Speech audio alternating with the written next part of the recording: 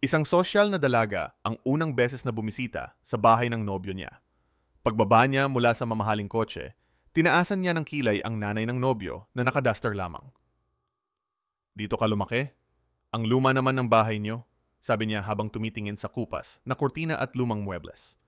Nginingitian lang siya ng ina. "Tuloy ka, Hija. May inihanda akong hapunan."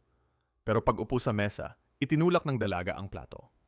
"Sorry po, hindi ako kumakain ng simpleng pagkain. Sanay ako sa fine dining." Maamo pa rin ang ina. "Ginawa ko to ng may pagmamahal." "Love won't make this fancy," sagot ng dalaga. Sabay tawa at insulto sa pinggan, sa bahay, pati sa pananamit ng ina. Pumasok ang tatay ng nobyo. "Iha, rumespeto ka naman." "Bakit ko rerespetuhin ang taong walang class?"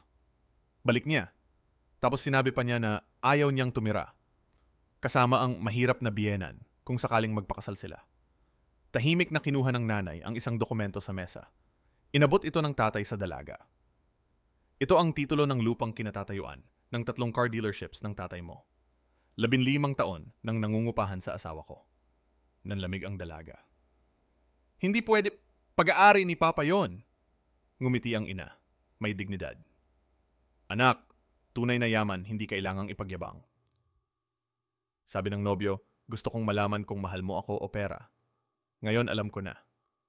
Lumabas ang dalaga, namumula sa hiya, habang niyakap ng nobyo ang nanay niya. "Ma, salamat sa pagturo kung ano ang tunay na halaga."